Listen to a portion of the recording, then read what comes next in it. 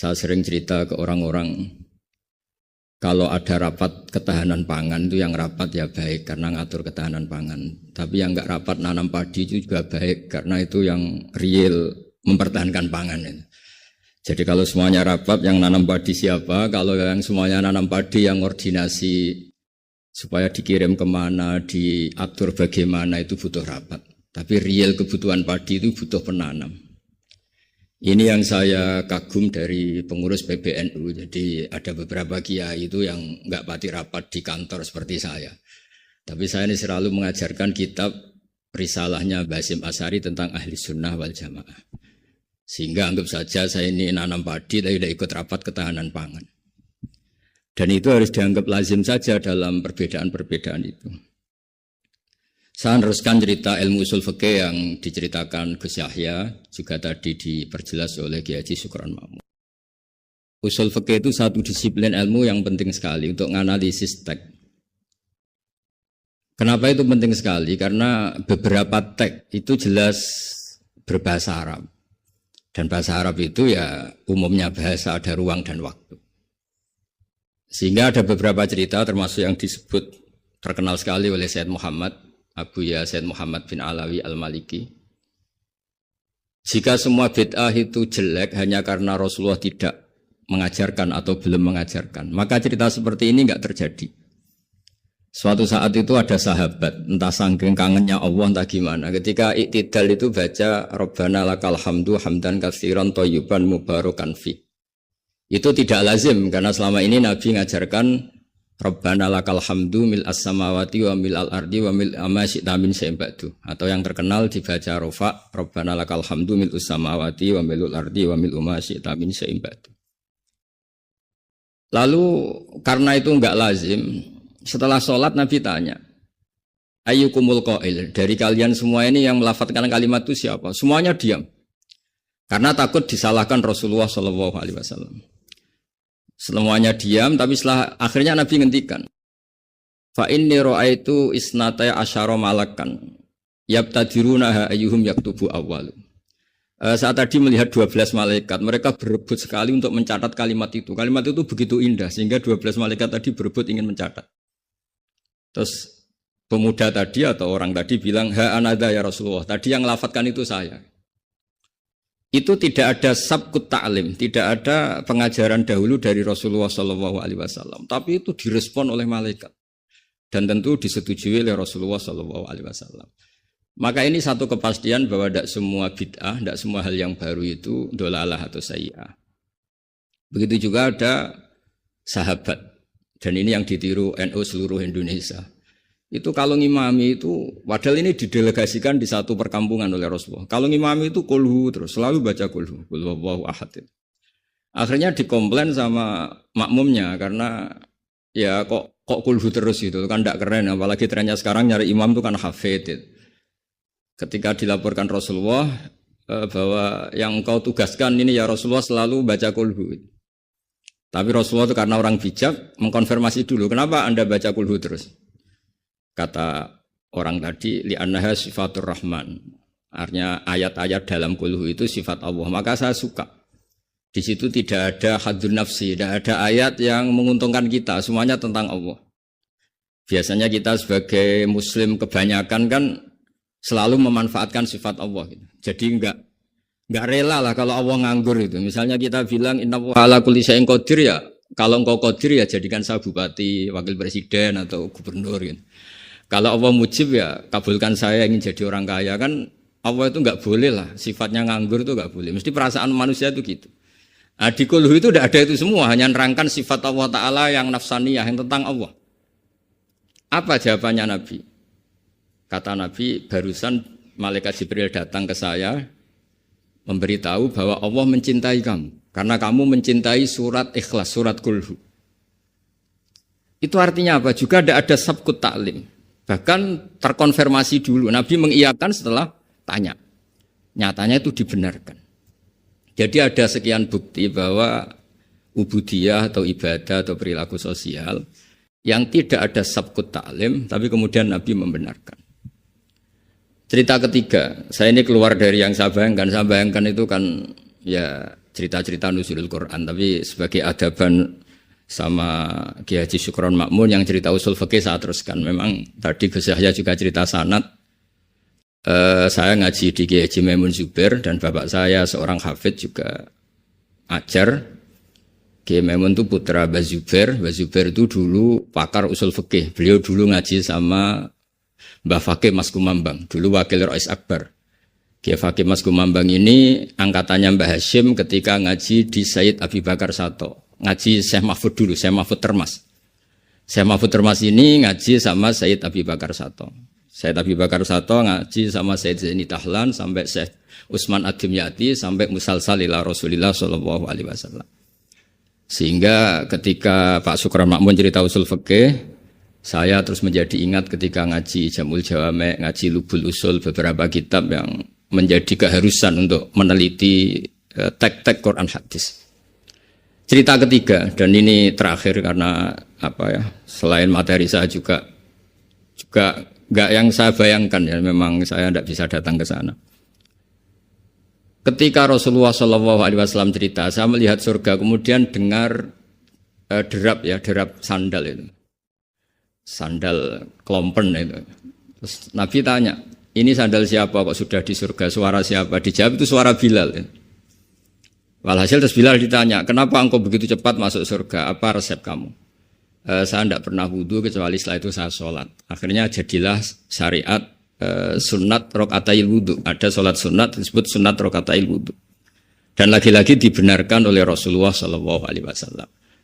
Sehingga cerita-cerita seperti ini mengilhami semua kreasi-kreasi ibadah yang tidak mahdhah dan tidak merubah pakem dari kaidah yang disebut Rasulullah SAW, maka itu disebut bid'ah hasanah. Dari segi baru bisa disebut baru, tapi dari segi sesuai al-qawaid al-muqarrarah tetap disebut itu hasanah. Sehingga Islam ini ittasa'afakuh, Islam ini cakrawalanya luas sekali. Sebab itu ketika Rasulullah SAW intaqala ila rafiqil a'la, ya, bahasa halusnya wafat itu intaqala ila rafiqil a'la. Ada khilafah yang dipilih konsensus, yaitu Abu Bakar As-Siddiq.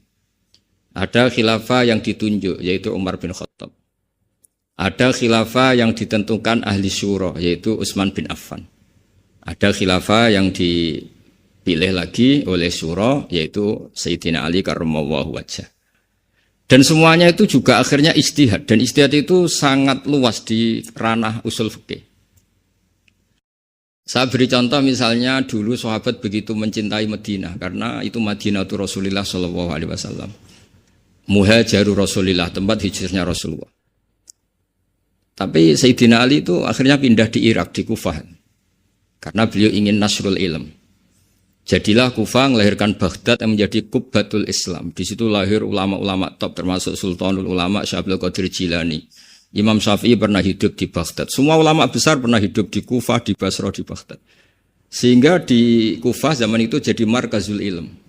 Di Basrah juga sama jadi markazul ilm. Lahirlah Hasan Basri, lahirlah ulama-ulama.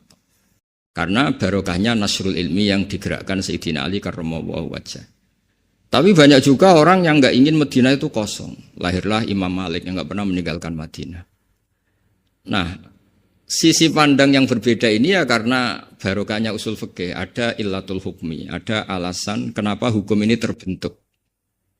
Sehingga barokahnya pemikiran-pemikiran itu kita tidak pernah kering, nggak punya pakar-pakar usul fikih yang saya tahu, misalnya Mbah Zubair punya murid Kiai Haji Sal Mahfud yang ngarang kitab Thariqatul Fusul. Itu juga berkat beliau ngaji sama Mbah Zubair, zaman itu ngaji Jamul Jame, ngaji Lubul Usul. Akhirnya setelah Mbah Zubair mewakili Mbah Fakih Mas Kumambang, mewakili Mbah Mahfud Termas, kemudian mewakili Sayyid Abi Bakar Sato, juga mewakili dari abahnya namanya Mahfud bin Abdullah bin Abdul Manan. Ki Abdul Manan ini yang orang pertama Indonesia yang di Al-Azhar di Mesir, sehingga di kedutaan Mesir orang Jawa pertama alim alama yang di sana namanya Syekh Abdul Manan. Itu ngaji sama Sohibul Ithaf yang punya Syarah Ikhya, namanya Ithafus Sadatil Muttaqin, Ithafus Sadat Al-Muttaqin. Itu kitab yang luar biasa karena Ikhya dikarang 600 tahun yang lalu itu tidak ada yang berani mensarai. Dikarang oleh Hujjatul Islam, kitab legenda. Itu yang menyarai pertama adalah Said Murtado Az-Zabidi, gurunya Ki Abdul Manan. Ki Abdul Manan itu mbahnya Syekh Mahfud. Jadi Ki Abdul Manan punya putra Ki Abdullah, punya putra Ki Mahfud. Ki Mahfud ini punya putra namanya Muhammad. Nah, Gus Muhammad ini yang mulai hidup lagi di Indonesia, di Betengan Demak. Lalu Syekh Ithaf ini, Sayyid Zabidi, ini nganalisis ilmu itu luar biasa. Ini yang al-ilmu bidiroyah. Di luar riwayat itu ada al-ilmu bidiroyah. Kita tahu tadi dawuh Pak Sukron, kita madaih, kita maulid. Dan maulid itu luar biasa. Di situ ada sejarah Rasulullah, ada sholawatan, ada semuanya. Dan ketika kita pakai ilmu diroyah, kualitas sholawat ini luar biasa. Bukan sekedar biasa, luar biasa. Hadhihi kalimatul mahabbah, ini kalimat mahabbah yang menjadikan kita tidak akan kecelakaan kayak yang dialami umat Isa alaihissalam. Yaitu Rasulullah sallallahu alaihi wasallam ini jadi nabi setelah Nabi Isa alaihissalam. Di mana orang yang senang sekali sampai memposisikan di atas kapasitas sebenarnya, sampai menuhankan. Yang benci juga benci sekali sampai menuduh yang macam-macam. Akhirnya apa? Umatnya Nabi ini dikelola oleh kalimat sholawat. Yaitu umatnya Nabi itu begitu mencintai Nabinya, sangat-sangat mencintai, tapi tidak pernah sampai menuhankan. Itu apa? Yaitu kalimat sholawat, kata Sayyid Zabidi.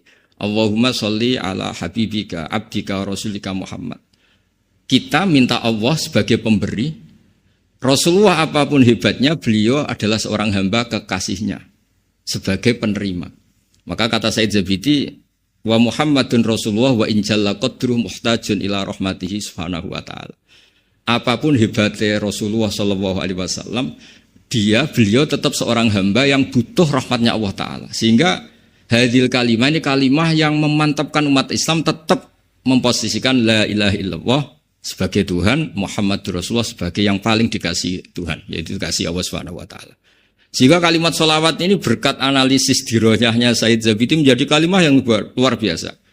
Bukan sekedar kalimah mahabbah, bukan sekedar kalimah yang menjadikan kita berhak dapat syafaatnya. Juga kalimat yang memantapkan tauhidnya umat Islam, yaitu la ilaha illallah Muhammadur Rasulullah. Yaitu Allah sebagai al-mu'ti, sebagai pemberi, Nabi sebagai penerima. Jadi Allah tetap sebagai Tuhan yang memberi rahmat, memberi sholawat, memberi askat tahiyat, memberikan amal barokat, makanya semua yang terbaik diberikan sama kekasihnya terbaik, yaitu Rasulullah SAW. Disebut hadis sholawat itu syihotul mahabbah, juga syihotul tauhid, juga syigot yang menjadikan kita tidak akan mengalami kayak yang dialami oleh umatnya Nabi Isa alaihissalam. Jadi sanad-sanad ini penting. Ya seperti Gus Yahya ini saya tahu beliau putra Kiai Khalil, juga teman bapak saya, cucu dari Kiai Bisri. Kiai Bisri itu menantu Kiai Khalil Harun yang dulu gurunya Kiai Makhrus Lirboyo. Mbah Khalil Harun ini dulu ngaji sama kakaknya namanya Mbah Umar Harun. Sama-sama di Mekah menangi namanya Sayyid Umar Sato, kakaknya Sayyid Abi Bakar Sato Sohibul I'anah. Ya kemudian sanad berlanjut ke Sayyid Zaini Dahlan sampai ila Rasulullah SAW.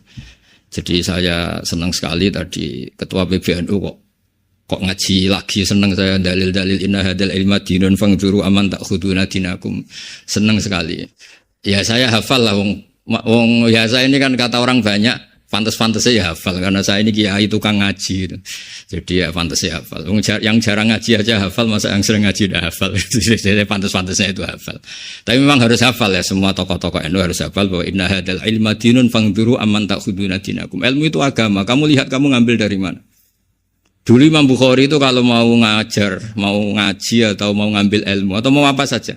Karena ngajar juga harus memberikan pada yang kompeten, mengambil ilmu juga harus ngambil dari yang kompeten. Itu dulu cerita semestinya itu khimar, tapi di Jawa diganti ayam, tidak tahu saya. Pergantian itu karena orang Jawa lebih gampang. Diganti ayam cerita di Jawa, sebenarnya itu khimar. Khimar dipanggil sama syekh.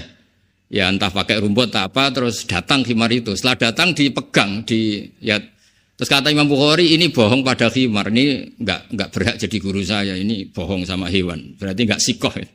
Terus orang Jawa mencontohkan ayam. Ayam dikurkuri, dirayu pakai jagung, terus datang dipegang. Itu sudah menggugurkan kredibilitas seorang rawi karena bohong sama hewan. Apalagi bohong sama manusia, apalagi bohong sama seluruh rakyat Indonesia, itu nggak akan jadi gurunya Imam Bukhari. Ya tapi alhamdulillah kita akan tidak ingin jadi gurunya Imam Bukhari. Jadi ya sudah tidak perlu sikoh yang dengan standar seperti itu.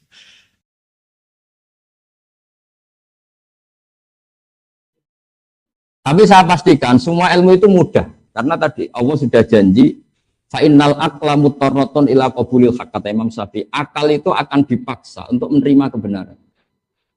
Sehingga mengawal kebenaran itu tidak perlu serius-serius banget. Yasiru wala tu'asiru. Karena akal fa'innal aqla mutarratun ila qabulil haq. Akal ini pasti dipaksa untuk menerima kebenaran. Tadi misalnya agama ini berkonsep supaya ada iddah. Orang pasti tahu kenapa butuh iddah, karena nanti kalau ada bayi itu bayinya siapa, produknya siapa. Tanpa ada iddah ditakutkan ada ikhtilatul ansab. Anak ini anak bapaknya siapa enggak jelas. Ya itu andai kan enggak di atas namakan agama, orang akan mengatakan memang aturannya harus demikian. Sebab itu agama ini sebagiannya disebut Allah fitratallahi allati fataran nasa alaih. Agama ini agama apa? Agama menurut logika manusia pasti benar. Orang normal maksudnya, ini bicara orang normal. Haramnya khomer juga demikian. Kenapa khomer haram? Ya karena khomarul akal. Karena mencederai akal. Padahal menjaga akal termasuk wajib. Nah, lalu yang dikatakan khomer apa? Ya dulu asirul inab. Dulu itu ya inab yang diperas. Lama-lama kenapa haram? Nah, ini ilatul hukum. Ya karena yukhomirul akla, merusak akal. Artinya terus fakullu makhoromaral akla, yang merusak akal yang namanya khomer. Atau sama-sama muskir. Atau sama-sama haram. Yaitu ada masalikul ilah. Nah, kemudian ulama berdebat, apa kias itu penting?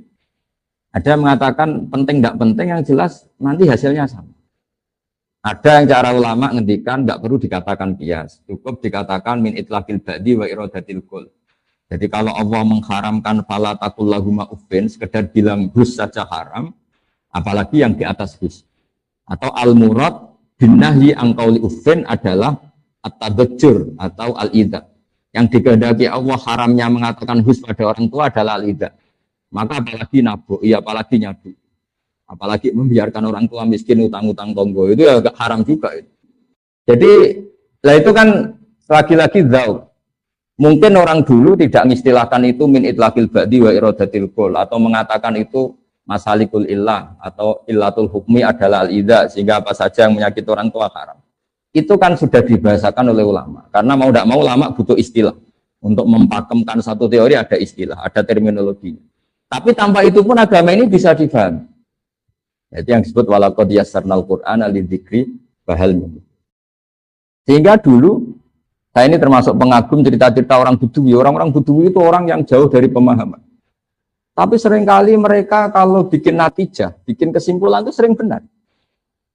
Misalnya Nabi pernah ngendikan yadhaku rabbuna. Allah itu pernah senyum melihat ini, melihat orang sering jamaah, melihat ini. Si Arabi tadi mungkin tidak pati hafal jumlah yang Allah senyum kepada siapa saja itu tidak pati hafal dia. Cuma dia langsung takok. Awayat hakur rabbu ya Rasulullah. Apa Tuhan itu pernah senyum? Iya. Jawabnya Arabi tadi lucu. Lan na'dima min rabbin yadhaku khairan. Wah, kalau Tuhan pernah senyum, biasanya orang senyum itu enggak mau menyiksa. Akan baik-baik saja. Jadi, dan itu dibenarkan Rasulullah. Beberapa kali orang Buduwi punya kesimpulan, Nabi ngendikan mansar ruhu ayang duro ila ahli jannah fal yang duri ila. Kalau kamu ingin melihat penduduk surga yang masih hidup, ya lihat.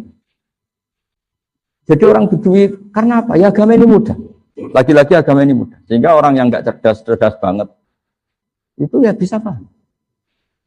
Meskipun enggak bisa ngistilahkan tadi. Ya pusing kalau orang bisa dikonwil masalikul ilah harus ada jamek. Mutarid munakis jamek manek nggak boleh ada farik itu. Wah iya kalau nggak paham bisa bilang amin amin itu ya doa itu. Tapi ini kan cerita apa, jadi karena tadi Pak Said sudah memberi ilmu yang luar biasa, ini saya bantu teman-teman Solo 3 supaya nggak perlu kaget, itu semuanya mudah. Yang kamu nggak hafal itu hanya istilah, tapi nurani kamu akan paham. Karena walaqad yassarnal Qur'ana lidzikri fahal min muddakir. Jika dulu itu begitu mudahnya orang-orang Buduwi memahami Islam. Sampai ketika Islam nggak difahami Ikrimah bin Abi Jahal, nggak bisa difahami oleh orang-orang kafir yang masih kafir zaman itu. Nabi kalau ngendikan ketika dapat informasi tentang itu hanya ngendikan gini, mithluhu la yajhalul Islam. Orang secerdas dia itu tidak akan bodoh tentang Islam. Akhirnya mereka yatafakkaru fil Islam wa yata'ammalu fil Islam. Akhirnya yang masih Islam. Karena kata Nabi malah dipuji ketika mereka masih belum Islam, ditawarin Islam belum mau, tapi Nabi ngendikan mithluhu la yajhalul Islam. Ternyata betul, setelah Islam itu dikaji, Makanya pentingnya sulhul Hudaybiyah ketika semua perjanjian itu merugikan Nabi dan orang Islam. Masyhur itu sulhul Hudaybiyah. Dan orang nggak bisa memahami sulhul Hudaybiyah karena di antara perjanjian itu sangat merugikan Islam. Kalau orang Islam masuk kafir harus dibiarkan karena kafir dianggap habitat. Kalau yang kafir masuk Islam harus dikembalikan. Itu kan satu perjanjian yang sangat-sangat merugikan. Tapi ada poin yang diinginkan Nabi yang orang nggak tahu zaman itu. Yaitu Nabi ngendikan, tapi syaratnya di kafir Quraisy boleh mendiskusikan Islam. Itu aja benar. Dan orang nggak boleh dilarang ketika berdiskusi Islam. Akhirnya apa yang terjadi? Fama yatakallamu ahadun fil Islam illa dakhala fihi. Orang diskusi Islam akhirnya masuk. Karena setelah diuji secara ilmiah pasti kecenderungannya orang Islam. Misalnya diskusi di Darun Nadwa. Tuhan kita sama Muhammad keren mana ini? Tuhan kita apa ya? Berhala itu. Yang kita mandikan, kita urusi. Kalau rusak ya kita dandani. Dan Tuhannya Muhammad siapa? Yang menciptakan langit bumi. Kan jauh, kerennya kan enggak. Wah, akhirnya ya semuanya masuk Islam. Makanya dawai Abu Bakar ketika mengenang itu, kita semua zaman itu enggak paham. Tapi akhirnya menjadi tahu. Nah, karena mereka sudah masuk Islam, ya sudah otomatis perjanjian yang merugikan Islam itu ya dibatalkan mereka sendiri.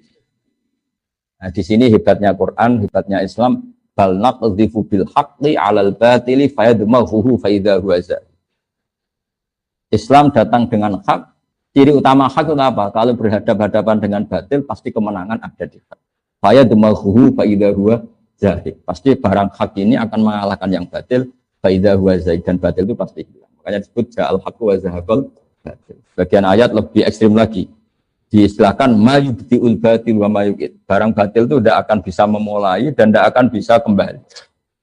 Maksudnya yang namanya berhala atau yang namanya manusia itu tidak akan menjadi Tuhan. Dari dulunya ya tidak akan Tuhan, depannya juga tidak akan sebagai Tuhan. Karena hakikat batil adalah mala wujuda lidzati. Memang hakikatnya tidak pernah ada. Nah, itu juga akhirnya. Nah, terus ilmu yang seperti ini ada yang mumpuni jadi filsafat, jadi filosof, kayak Imam Razi dan sebagainya dan sebagainya. Jadi saya mohon semohon-mohonnya sama semua pendengar bahwa saya benar-benar kagum sama Profesor Said dan memang harus seperti itu. Pakai istilah-istilah terminologi usul fikih. Orang itu mau belajar. Dan nanti kitab-kitab yang nggak punya itu Pak Ketua MUI itu nanti tanya saya, nanti tak terangkan yang mudah ya, pakai bahasa Solo 3 aja lebih gampang. Tapi saya pastikan kalian semua tidak usah kaget, tidak usah apa, karena tadi semua yang ditulis ulama dengan bahasa masing-masing itu sebetulnya sesuai fitrah kita, sesuai dzauq salim kita.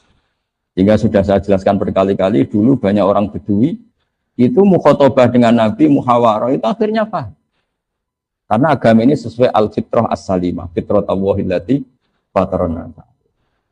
Jadi seperti ketika Nabi melihat perempuan yang sedang menanak nasi lah, kalau bahasa sini mungkin ketika apinya mau padam itu kan terus sekarang disebuli, kalau bahasa Solo itu disebuli supaya cepat naik apinya atau cepat membara. Itu bayinya dijauhkan. Terus ketika sudah agak jeda, bayinya didekap lagi. Kata Nabi, ara'aitum anna hadhihi tarihatun waladaha ilan nar. Apa kamu berpendapat bahwa seorang ibu ini membuang anaknya ke neraka? Ya tidak akan ya Rasulullah, tidak akan. Terus ketika Nabi, Allahu arhamu bi ibadihi min hadhihi bi waladihi. Allah lebih rahmah kepada hambanya daripada si ibu ini dengan. Wah, itu sahabat senang semua. Karena kalau seorang ibu saja gak tega anaknya di neraka, di api, apalagi Allah yang lebih arham, lebih rahman rahim.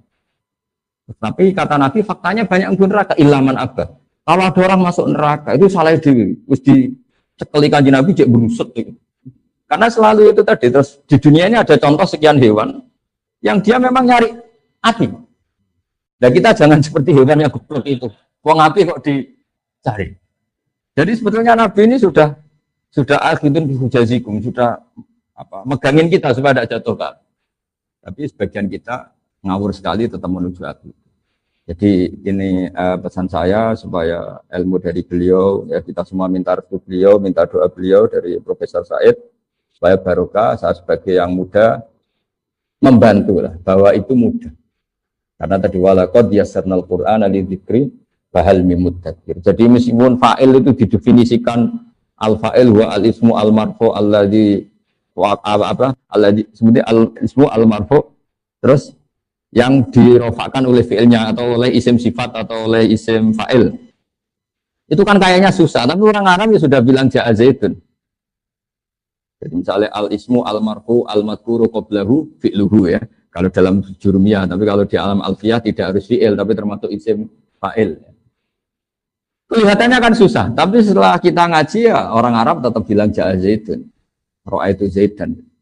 Tapi kalau ketika mau nerjemahkan al-ismu al-marfu'u al-madhkuru qablahu fi'luhu, itu kan kalau maknanya bingung, isim yang dibaca rafa yang sebelumnya disebutkan katakan fi'ilnya. Oh itu kan kayak bulat. Jadi ya sudah, tapi lama-lama prakteknya ya gampang. Makanya terus orang Arab kadang pakai mausu'ah. Mausu'ah itu ya pokoknya ngono. Timbang latihan bahasa Arab Indonesia kesuwen kon kerja ning Arab Saudi sak tahun mulai bahasa Arab. Karek dadani sithik-sithik nahu sorope gitu. Tapi kalau pinter bahasa Arab kan udah. Ya karena tadi walaqad yasanal Qur'ana lidzikri fahal mudzakir. Saya kira demikian. Terima kasih. Assalamualaikum warahmatullahi wabarakatuh. Bismillahirrahmanirrahim. Sebagaimana yang dikatakan Pak Said, dan semoga ini jawaban terakhir karena ini sudah capek ini. Kalau semangat kok terus ternyata nggak paham karena capek itu. Realistis saja lah, karena kita mungkin wadahnya tidak luas-luas banget. Daripada nanti meluber kemana-mana malah gak jelas. Apalagi Pak Said tadi bilang ini mukaddimah. Gini ya. Agama ini kan sudah proporsional. Jadi misalnya korban udhiyah dalam mazhab kita kan tidak wajib. Tidak wajib, dan kita punya tradisi i'ta'us syai' haqqahu atau tanzilus syai' manzilatahu. Ya sudah, kalau ingin udhiyah dia monggo beli kambing, beli sapi. Tapi kalau orang itu ingin bersedekah dengan nilai kambing 3 juta, dia monggo sedekah saja ke fakir miskin. Tapi tetap saja jangan katakan bahwa uang ini pengganti udhiyah. Itu nanti terlalu musyarrek. Kita akan dituduh sebagai musyarrek, bikin syariat baru bahwa korban boleh pakai uang. Karena pikiran udhiyah dikatakan dokha itu menyembelih. Uang kan nggak bisa disembelih, jadi ribet kan. Ya udah usah berpikir mengganti itu. Bukan levelnya lah ketua MUI kalau 3 istihad itu. Jadi bisi saya, ngerayu saya supaya ngikuti istihad dia. Ya, mau lah tua saya kok. Ya fitnah. Artinya gini loh ya. Kalau misalnya ada seseorang yang nuraninya ingin lebih bersedekah dengan uang, dia monggo, tapi tidak perlu diistilahkan pengganti kurban. Yang kurban dia monggo, mungkin sebagian mereka juga kalau makan sudah biasa, beli pecel biasa, mungkin yang luar biasa itu makan daging. Jadi ya sudahlah. Jadi fikih ini luas. Itu kan seperti banyak cerita ada orang yang mau haji, pas mau haji mau dibayarkan ibunya sakit. Daripada dipakai haji yang kewajibannya alat tarohi, yang mendingan untuk ibunya yang kewajibannya fauron sekarang juga karena sakit kritis. Agama ini dari awal kan mensyaratkan atau mengharuskan atau menyarankan, terserah lah istilahnya itu al-aham fal-aham, prioritas kemudian prioritas. Ya sudah, tidak perlu diistilahkan pengganti-pengganti itu. Ya sudah, kalau melihat maslahatnya itu sedekah uang ya sedekah aja, tapi tidak usah dikatakan itu pengganti kurban. Nanti ada fikih baru namanya fikih Solotigo, ribet lagi nanti. Jadi ya yang rileks saja lah. Itu kan sedekah itu pilihannya banyak. Uang ya sedekah, pakai beras ya sedekah, mungkin pakai pulsa juga sedekah. Ada orang itu kemarin itu ada orang yang sering ngaji pakai streaming gini. Mintanya enggak sedekah uang. Coba saya kasih kuota 150. Jadi sedekah itu banyak, tapi tidak perlu dikatakan satu mengganti yang satu karena fungsinya beda-beda dan syiarnya beda-beda. Karena lafadz wal budna itu jelas disebut di Quran. Budna itu maknanya unta. Ya. An'am juga disebut. Terus ada kata wanhar dan sembelihlah. Itu ribet kalau nafsirkan uang disembelih. Daripada ribet, cobalah kita tidak perlu istilahkan pengganti korban dah. Ada orang cara berpikir yang ini sedekah nggih monggo, yang berpikir korban nggih monggo. Kalau dia berpikir yang relatif gampang sekarang uang ya uang. Memang gampang uang kan, kalau beli kambing kan minimal 2,5 juta. Kalau Pak Ketua MUI hanya punya uang 500.000 kan mendingan sedekah uang. Kalau kambing malah tidak cukup. Jadi cobalah ini dipikir secara ringan tadi karena beliau sudah ngasih materi yang luar biasa. Saya terima kasih sekali sama Pak Said, kita semua istifadah. Selain dari seorang alim juga gurunya banyak. Akan zadana ilman ila ulumina, beliau nambah ilmu ke kita, menambah ilmu yang sudah ada pada kita. Yang jelas jangan ada tradisi musyarrah. Artinya kita bikin aturan baru. Aturan yang sudah ada ini sudah cukup mengantarkan kita ke surga. Imatatul adza anitorik ya sedekah, menyingkirkan sakit dari jalan. Bahkan takufus syarra anin nas juga sedekah, tidak bikin hoak, tidak bikin fitnah, tidak melukai orang lain. Kalau kita yakin sebagai orang yang kena Covid, yang mengisolasi diri supaya nggak kena orang lain itu juga sedekah karena takufus syarra anin nas. Semua potensi kejelekan kamu jangan menimpa orang lain itu juga sedekah. Sehingga orang kalau bawaannya baru akan emosi karena sedang tidak punya uang, awan-awan. Siang-siang sebaiknya nggak usah keluar rumah. Karena bawaannya sinis pasti itu. Makanya di hadis ada aturan layak tilqadi wa khutban. Seorang pemimpin tidak boleh bikin keputusan ketika marah. Hanya di kehidupan kita juga gitu. Jangan ketemu orang ketika temperamental, jangan ketemu orang ketika tidak fit. Karena nanti bawaannya itu sengak, marah, sinis. Ketemu orang ya pas gini ya, ini Pak Kamuin. Habis mandi, hidup baru happy, jauh dari istri, aman, ya sudah.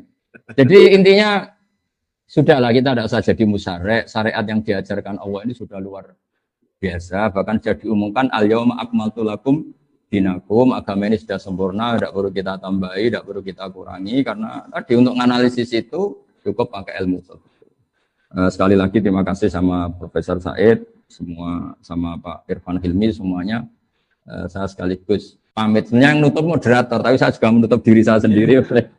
Saya kira demikian. Assalamualaikum warahmatullahi wabarakatuh.